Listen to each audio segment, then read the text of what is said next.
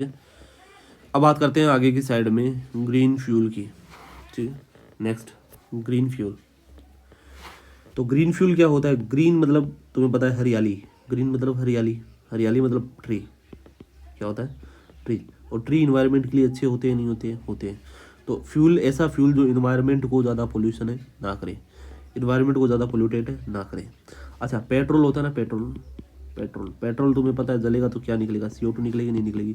अच्छा, तुम्हें पता होगा कि पेट्रोल पंप में पहले लीड का यूज़ करते थे, लीड का, है ना, मैंने बताया भी था, है ना। तो अभी क्या होता है? Lead less. अभी पेट्रोल वही अच्छा होता है जो लीड लेस होगा। क्या होगा? जिसमें लीड नहीं होगा, PB नहीं होगा।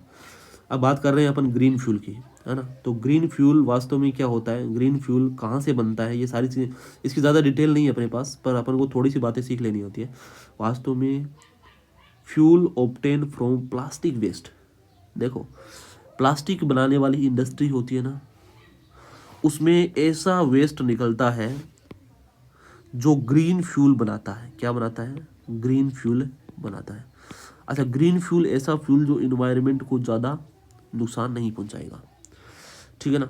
तो एक बात बता देता हूँ, ग्रीन फ्यूल वास्तव में बनता है, ऑब्टेन होता है, ये इंपॉर्टेंट बात है। ऑब्टेन होता है कहाँ पर? प्लास्टिक वेस्ट से। किससे? प्लास्टिक वेस्ट से। पहली बात है। तो कितना फायदे की बात है। एक तो प्लास्टिक का वेस्ट होगा, उसका निपटान हो गया ना, उसको निपटा दिया अपन ने, उसको क्या कर दिया? डिस्पोजल कर दिया। देखो, प्लास्टिक बनाते समय बहुत सारी वेस्टेज निकलते हैं, या प्लास्टिक को डिकम्पोज होते समय बहुत सारे वेस्टेज निकलते हैं। उस दौरान उस वेस्ट से बहुत सारा एनवायरमेंट पोल्यूशन हो सकता है। एक तो अपन ने क्या किया, उसी वेस्ट का यूज करते हुए ग्रीन फ्यूल बनाया। ठीक है। और फ्यूल है तो जलेगा नहीं जलेगा? हाँ जलेगा। अच्छा, ये मैं बता देता हूँ।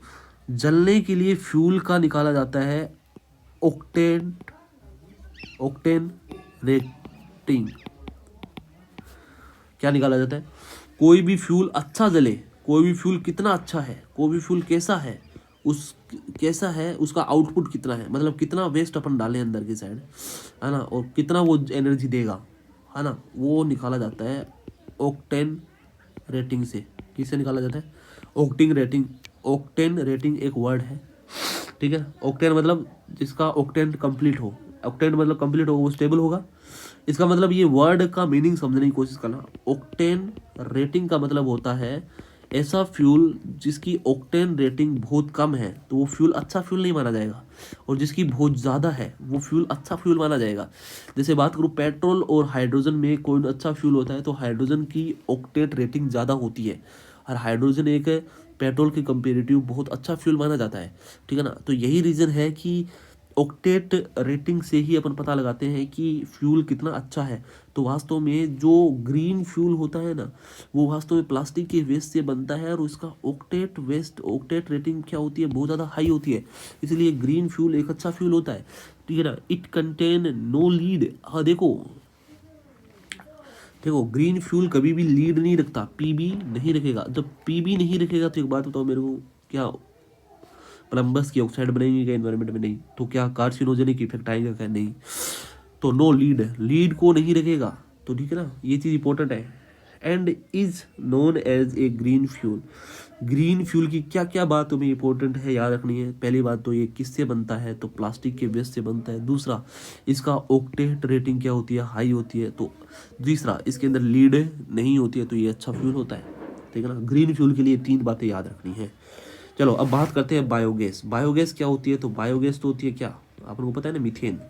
अच्छा, मीथेन कैसे बनाते हैं तुम्हें अच्छे से पता है। गोबर होता है, ठीक है ना, गोबर गैस प्लांट का लगाते हैं, है ना। तो एक प्लानिंग, वेल प्लानिंग करके अपन क्या लगाते हैं, गोबर गैस प्लांट प्लांट करते हैं। अच्छा, गोबर गैस प्लांट जब करते हैं, जब इसमें गड्ढा कर लिया जाता है, उस गड्ढे के अंदर अपन क्या कर देते हैं, गार्बेज डाल देते हैं, कचरा डाल देते हैं। ठीक है ना। क्या डाल देते हैं? गार्बेज डाल देते हैं। अच्छा, गार्बेज से अपन ने, गार्बेज डालते समय इस बात का ध्यान रखना है कि इसमें कोई मेटल नहीं हो, कोई प्लास्टिक नहीं हो, कोई ग्लास नहीं हो। ठीक है ना। कोई ग्लास का कोई टुकड़ा नहीं हो, ठीक है ना, कोई मेटल नहीं हो, कोई ये सारी चीज़ें नहीं हो। ठीक है ना। अब क्या होता है तुम्हें इसके अंदर अपन ने क्या कर दिया, बायोडिग्रेडेबल वेस्ट डाल दिया, बायोडिग्रेडेबल वेस्ट डालने के बाद में इसमें बैक्टीरिया आएंगे, कौन सा, मिथेनोजन बैक्टीरिया आएंगे। मिथेनोजन बैक्टीरिया क्या करेंगे, इस खाने को खाएंगे, इसके लिए खाना है, और खाने को खाने के बाद में ये क्या करेंगे, यहाँ से मीथेन गैस रिलीज करेंगे। और मीथेन गैस क्या होती है, फ्लेमेबल होती है, आसानी से जल सकती है। इस मीथेन गैस को इस टैंक से बाहर निकाल लेंगे और इसे बायोगैस बोला जाता है, ठीक है ना। सिलेंडर भर लिए जाते हैं, बायोगैस होता है ये, ठीक है ना। तो a pilot plant has been set up, एक प्लांट इसके लिए सेटअप करना पड़ेगा, जैसे कि गोबर गैस प्लांट होगा जिसको बोल दिया जाता है। बायोगैस बनाने के लिए क्या करते हैं अपन, एक प्लांट बनाते हैं। Where after the removing ferrous metal, plastic, glass, paper, ETC from the garbage. देखो इसके अंदर अपन वेस्ट डालेंगे किसको हटा के, रिमूविंग किसको हटा के, फेरस मेटल को, प्लास्टिक को, ग्लास को हटा के, इनको हटा के अपन क्या डाल देंगे इसके अंदर, गार्बेज डाल देंगे। It is mix with water के साथ मिला दिया जाता है। एकदम एकदम नहीं, बिल्कुल गाढ़ा नहीं बनाना होता सॉल्यूशन। कैसा बनाना होता है, एकदम पानी जैसा सॉल्यूशन बनाना है। It is then cultured with bacterial species. अब बैक्टीरिया कौन सा होगा, मेथिनोजन बैक्टीरिया, तुम्हें अच्छे से पता है ना। और कौन सा रेस्पिरेशन करेगा, एरोबिक या एनएरोबिक, एनएरोबिक, क्योंकि ऊपर से ढक्कन बंद होता है ना, तो एनएरोबिक रेस्पिरेशन करेगा। और एनएरोबिक रेस्पिरेशन से क्या बनेगा, मीथेन बनेगा। और मीथेन बनता रहेगा और धीरे धीरे क्या होगा, ये कई दिनों के बाद में मीथेन इससे पूरी मीथेन निकल जाएगी। उसका यूज़ करेंगे अपन सिलेंडर, खाना पकाने में, है ना, सिलेंडर बनने में, ठीक है। पर यहाँ पर थोड़े दिनों में बाद में यहाँ पर क्या बनेगी, खाद बनेगी। क्या बनेगी, मेन्योर, खाद बनेगी, ठीक है ना। तो यहाँ पर देखो, it is then cultured with bacterial species for producing methane बनाने के लिए, commonly known as a biogas, biogas किसको बोला जाता है, मीथेन को। The remaining product is use to the manure and biogas is use to the production of a energy. अब देखो CH4 है, वो ऑक्सीजन की प्रेजेंस में जलेगा नहीं बनेगा। अब देखो ये खाद बनाने के लिए अब खाद कब बनी, जब पूरी मीथेन बाहर निकल जाएगी, तब क्या बन जाएगी, खाद बन जाएगी उसमें। अच्छा, biogas is use to the produce electricity. जैसे CH4 मीथेन होता है, मीथेन ऑक्सीजन के साथ रिएक्शन करके क्या बनाएगा, CO2 प्लस में H2O बनाने वाला है। और इसके साथ साथ क्या निकलने वाले, बहुत सारी एनर्जी बाहर निकलने वाली है। इसी एनर्जी से अपन टरबाइन घुमाएंगे और टरबाइन घुमाकर क्या करेंगे, इलेक्ट्रिक करंट बना लेंगे। इसका मतलब क्या हो सकता है, मीथेन को यूज़ किया जा सकता है इलेक्ट्रिक करंट बनाने के लिए। तो biogas is use to produce electricity, ठीक है। आगे बढ़ते हैं। अगला देखो, 3 स्ट्रेटेजी पहली पढ़ ली अपन ने मैनेजमेंट ऑफ वेस्ट, दूसरा पढ़ लिया रिसाइकलिंग, तीसरा पढ़ लिया ग्रीन फ्यूल, चौथा पढ़ लिया बायोगैस, 500 पढ़ रहे हैं अभी, डाइजेशन, ठीक है ना, डाइजेशन। अब ये कौन सा पढ़ रहे हैं अपन, डाइजेशन की जब बात की जाती है तो मैं कहता हूँ कि डाइजेशन मतलब क्या होता है, पचाना, खाना। जैसे तुमने क्या खाना खाया, तुमने पचा लिया। ऐसे क्या करते हैं, कुछ एनारोबिक बैक्टीरिया होते हैं। क्या होते हैं, एनारोबिक बैक्टीरिया होते हैं, जो वायु की एब्सेंस में क्या होता है, खाने को खा जाते हैं, पका जाते हैं, है ना। उसके लिए कोई खाना होगा तो उसको वो खा जाएंगे। तो anaerobic digestion occur when the microorganism degrade waste in the absence of oxygen. तो एनारोबिक बायोडिग्रेड डाइजेशन कब होगा, जब माइक्रो ऑर्गेनिज्म के पास क्या होगी, ऑक्सीजन की कमी होगी, एब्सेंस ऑफ ऑक्सीजन होगा, तब क्या होगा, एनएरोबिक डाइजेशन होगा। सिंपल समझ में आ गई बात, ठीक है। अच्छा, it may be use to the treat sewage sludge, है ना, सीवेज स्लग्स, और but the process can be also used to the degrade a variety of toxic organic waste। देखो ये क्या होता है, सीवेज का जो कचरा होता है, कीचड़ होता है, तो डाइजेशन होता है ना, डाइजेशन वाली प्रोसेस तुम्हें पता है ना। सीवेज ट्रीटमेंट के अंदर क्या होता है, बैक्टीरिया क्या करता है, पूरी खाली बताई थी तुमको मैंने। BOD को क्या करता है, BOD सब बताई थी मैंने। तो वास्तव में क्या होता है कि सीवेज स्लज होता है, कीचड़ होता है ना। तो जो इसके अंदर स्लज के अंदर क्या होगा कि उसको ट्रीट किया जाएगा, किससे, it may be use to treat sewage sludge, ठीक है। देखो डाइजेशन प्रोसेस से क्या किया जाता है, it may be use to treat slash, but the process can be also use, मतलब ये तो इसको तो खत्म करेगा ही डाइजेशन से, बट ये जो डाइजेशन वाली प्रोसेस है वो आल्सो यूज किसके अंदर यूज होगी, degrade a variety of toxic organic waste. Organic waste तुम्हें पता है ना, टॉक्सिक ऑर्गेनिक वेस्ट। अब मैंने यहाँ पर वर्ड किया है ऑर्गेनिक, और ऑर्गेनिक मतलब कार्बन, और कार्बन को माइक्रो ऑर्गेनिज्म खा सकते हैं नहीं खा सकते, खा सकते हैं। उनके लिए टॉक्सिक है या नहीं है वो इंपॉर्टेंट नहीं है, अपने लिए जो टॉक्सिक है वो हो सकता है किसी माइक्रो ऑर्गेनिज्म के लिए वो क्या हो, खाना हो। समझ रहे हो क्या? जैसे मान के चलो कोई मेडिसिन है, मेडिसिन जिस मान के चलो कोई भी मेडिसिन है वो क्या है, ऑर्गेनिक कंपाउंड है, ऑर्गेनिक कंपाउंड है। अब वो बताओ ऑर्गेनिक कंपाउंड है तो वो क्या होगा, किसी के लिए खाना हो सकता है नहीं हो सकता, हाँ हो सकता है, सिंपल सी बात है। ऑर्गेनिक वेस्ट है तो वो किसी के लिए खाना हो सकता है, सीधी सी बात है, ठीक है ना। Carbon dioxide and methane which may be use as a fuel as a product, ठीक है ना। The overall process is a conversion of the organic material into the carbon dioxide and methane. देखो जैसे अपन ने अभी बायोगैस बनाया, क्या बनाया, बायोगैस बनाया, उसमें क्या अपन ने डाला, गार्बेज डाला, ठीक है ना। गार्बेज डाला नहीं डाला, डाला, जैसे मान के चलो गोबर डाल दिया, ठीक है। अब गोबर में क्या होता है, कार्बन होता है नहीं होता, सेलुलोज होता है नहीं होता, होता है। सेलुलोज के बाद में देखो सेलुलोज होता नहीं होता, जैसे गोबर डाला, गोबर डाला ना, गोबर में क्या होगा, मिथेनोजन बैक्टीरिया आएगा, मिथेनोजन बैक्टीरिया इसमें से क्या बनाएगा, CO2 प्लस है, CH4 बनाएगा नहीं बनाएगा, CO2 भी बनाएगा और मीथेन भी बनाएगा, दोनों बनाएगा, ठीक है। तो यहाँ पर याद रखने वाले क्या होता है, डाइजेशन। उसने क्या किया, उसके लिए तो वो गोबर खाना है ना। अरे मिथेनोजन बैक्टीरिया के लिए गोबर तो खाना होता है, क्योंकि गोबर में क्या होता है, सेलुलोज होता है, सेलुलोज उसके लिए खाना है। इसका मतलब वो सेलुलोज को जब खाएगा तो कौन कौन सी गैस बनाएगा, CO2 और मीथेन बनाएगा। The overall process is the conversion of organic material मतलब cellulose into carbon dioxide and material। देखो क्या प्रोडक्ट बने हैं, कौन कौन से प्रोडक्ट बने हैं, कार्बन डाइऑक्साइड एंड मीथेन बने, सॉरी मीथेन बना है और कार्बन डाइऑक्साइड किसने, किसके डाइजेशन से, सेलुलोज के डाइजेशन से, ठीक है ना। और समझ में आ गई बात।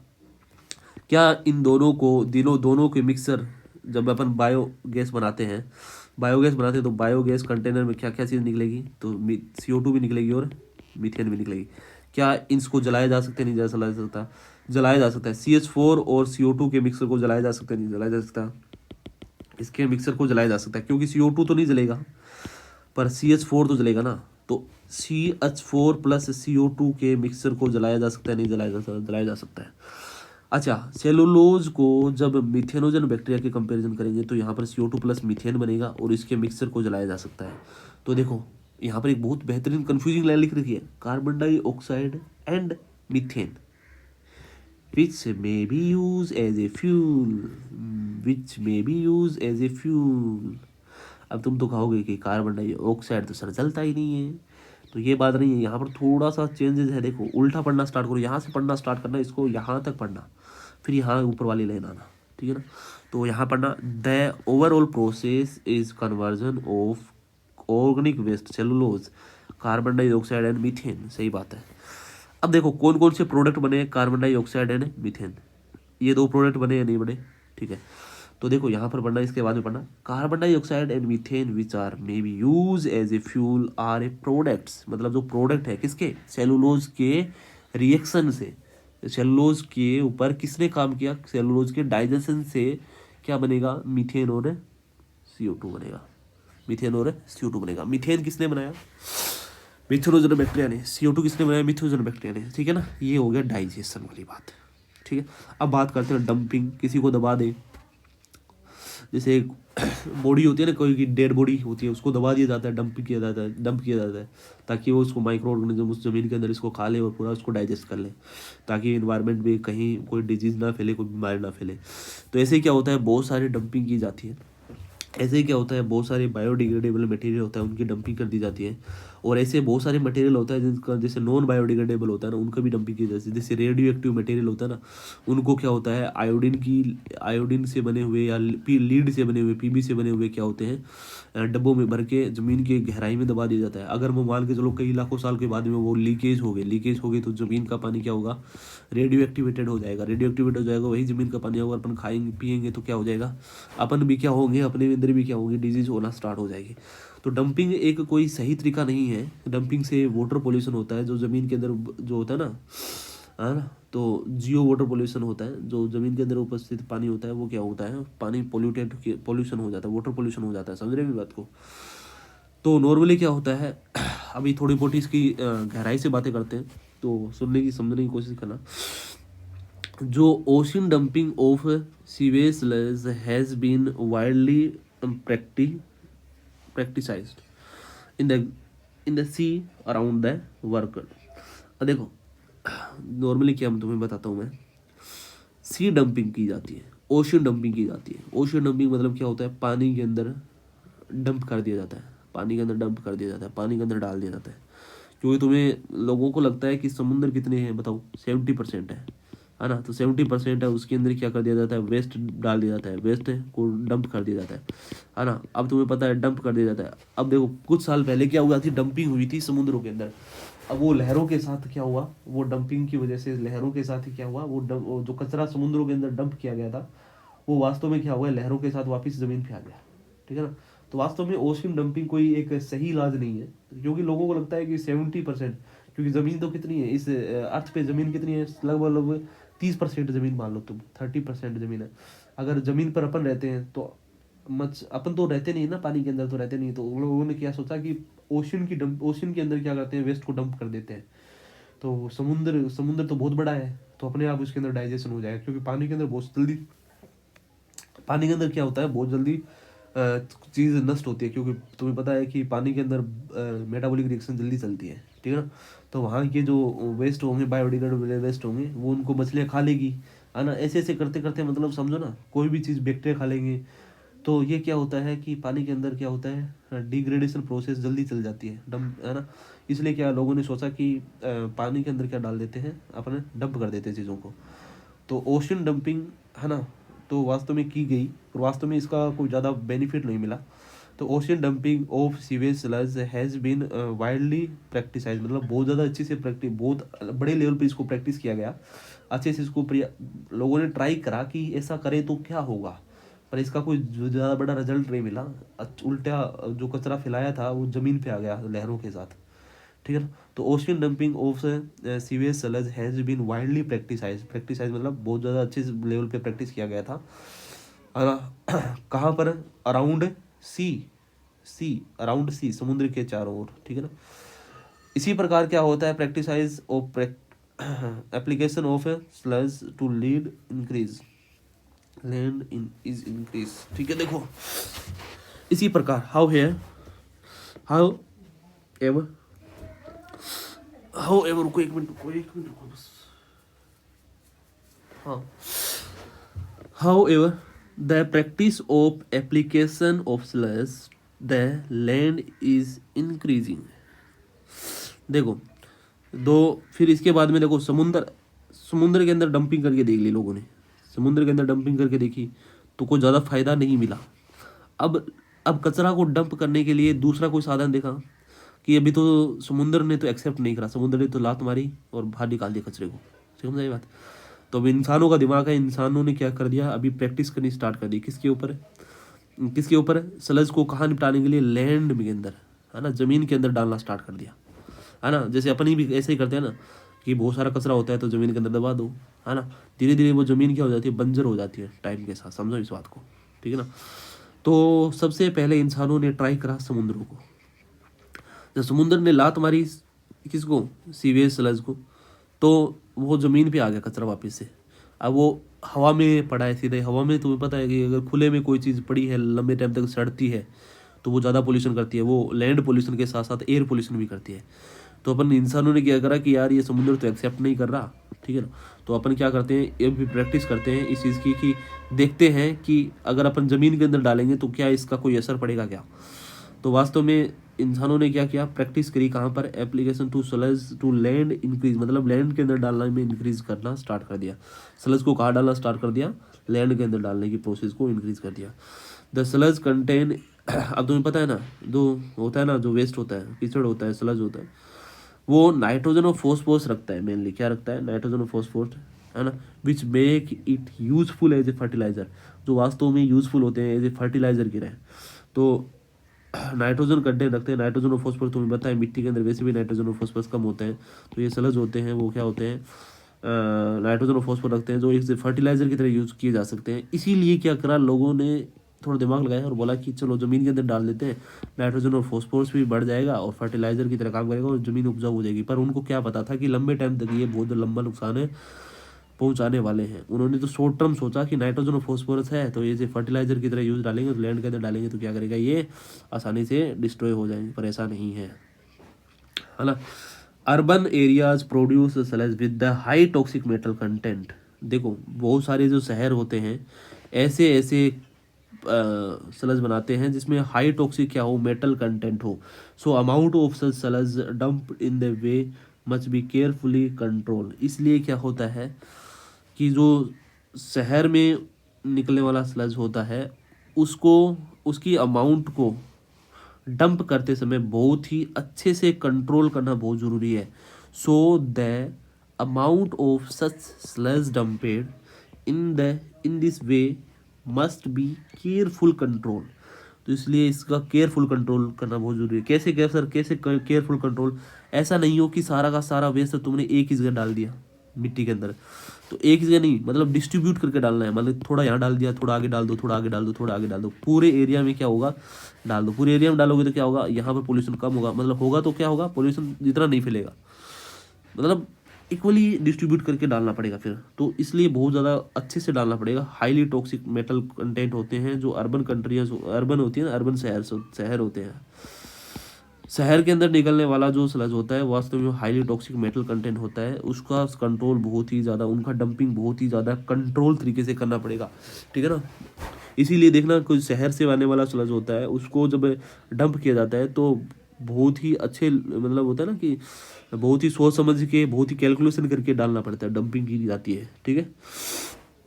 ये आगे इसकी पूरी कहानी। अब बात करते हैं इंसिनरेशन। इंसिनरेशन, इंसिनरेशन का मतलब होता है जलना, पूरा जला देना, ठीक है ना। अब नेक्स्ट जो स्ट्रेटजी है वो है इंसिनरेशन, ठीक है। इंसिनरेशन क्या होता है, incineration convert organic material to, तुम्हें पता है जला देना, ऑक्सीजन की प्रेजेंस में चीज़ों को जलाना। जैसे मान के चलो ऑर्गेनिक वेस्ट होगा, क्या होगा, ऑर्गेनिक मटेरियल है, ऑर्गेनिक मटेरियल को ऑक्सीजन की प्रेजेंस में जलाएंगे तो क्या निकलेगा, CO2 प्लस H2O निकलेगा, नहीं निकलेगा। तो यही है इंसिनरेशन। इंसिनरेशन कन्वर्ट, इंसिनरेशन क्या करेगा, कन्वर्ट करेगा ऑर्गेनिक मटेरियल को CO2 प्लस H2O में, ठीक है ना। It may be serve to destroy household waste. दो इंसिनरेशन किसके लिए यूजफुल हो सकता है, ये हो सकता है हाउस होल्ड वेस्ट को लिए निपटाने के लिए, केमिकल वेस्ट को निपटाने के लिए और बायोलॉजिकल वेस्ट को निपटाने के लिए। बायोलॉजिकल वेस्ट मतलब हॉस्पिटल से निकलने वाला वेस्ट को निपटाने के लिए, और हॉस्पिटल में तो ये इंसिनरेशन मशीन लगी होती है, ठीक है ना। तो क्या होता है, सिरिंज को ख़त्म करने के लिए, सिरिंज के अंदर, क्योंकि तुम्हें पता है ना, क्योंकि आजकल डिस्पोजल से बनने वाले आने लगे ना सिरिंज, तो उनको ख़त्म करने के लिए डिस्पोजल टाइप के होते हैं, वन टाइम यूज़ होता है, तो उनको ख़त्म करने के लिए क्या होता है, इंसिनरेशन का यूज़ किया जाता है ताकि उसमें बैक्टीरिया पूरे ख़त्म हो जाए, ठीक है ना। तो इंसिनरेशन से क्या होगा, इंसिनरेशन से क्या होगा, ऑर्गेनिक वेस्ट को CO2 रस्टों में कन्वर्ट कर दिया जाएगा। और ये किस किस के लिए यूजफुल हो सकती है, डिस्ट्रॉय करने के लिए, किसके लिए, हाउस होल्ड वेस्ट को, केमिकल वेस्ट को एंड बायोलॉजिकल वेस्ट को ख़त्म करने के लिए यूज़ हो सकती है। ए हाई टेम्परेचर इज़ रिक्वायर्ड, तुम्हें पता है कि जब किसी चीज़ को जलाना पड़ता है तो बहुत ज़्यादा टेम्परेचर की जरूरत पड़ती है। तो इंसिनरेशन के अंदर बहुत ज़्यादा टेम्परेचर की जरूरत पड़ेगी ताकि बैक्टीरिया सब निपट जाए, है ना, हर चीज़, हर एक चीज़ वहाँ से ख़त्म हो जाए।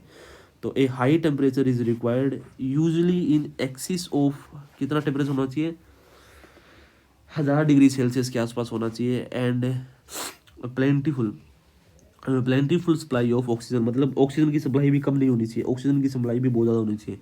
जब भी इंसिनरेशन किया जाता है तो इन दो चीज़ों का बड़ा ध्यान रखा जाता है कि वास्तव में टेम्परेचर बहुत ज़्यादा होना चाहिए, दूसरा ऑक्सीजन की कोई कमी नहीं होना चाहिए जो एग्जॉस्ट करेगा बहुत सारी गैसों का, है ना, बहुत सारी गैस जो रिलीज होगी, मतलब जैसे CO2 और H2O, है ना, वेपर फॉर्म में, उसके साथ साथ कोई और भी गैसेज रिलीज हो सकती है, उनका फिल्ट्रेशन बहुत ज़रूरी है। ऐसा नहीं है कि इंसिनरेशन प्रोसेस के दौरान निकलने वाला सारी गैसेस को ऐसे ही इन्वायरमेंट में छोड़ दें, नहीं, ऐसा नहीं कर सकते, उनको फिल्ट्रेशन करके ही इन्वायरमेंट में छोड़ना पड़ेगा, समझे। ऐसा नहीं हो कि कोई टॉक्सिक गैस निकल रही है और उसको तुम इन्वायरमेंट में छोड़ रहे हो इंसिनरेशन के दौरान। तो तो यहाँ पर बहुत ज़्यादा इंपॉर्टेंट बात, इस चीज़ का ध्यान रखना पड़ेगा। इंसिनरेशन के दौरान निकलने वाली गैसेस का क्या करने का पड़ेगा, फिल्टर करके बाहर निकालना पड़ेगा। समझ में बात क्या? The process of greatly reduce the volume. अब तुम्हें पता है जैसे प्लास्टिक है, प्लास्टिक को तुम इंसिनरेशन प्रोसेस से लेके जाओगे तो उसका वॉल्यूम क्या हो जाएगा, डिक्रीज हो जाएगा ना। जो प्लास्टिक पहले इतनी बड़ी थी वो अब छोटी सी हो जाएगी। तो क्या होगा, इंसिनरेशन प्रोसेस जब भी जलेगी तो उससे क्या हो जाएगा, वॉल्यूम डिक्रीज हो जाएगा, ठीक है ना।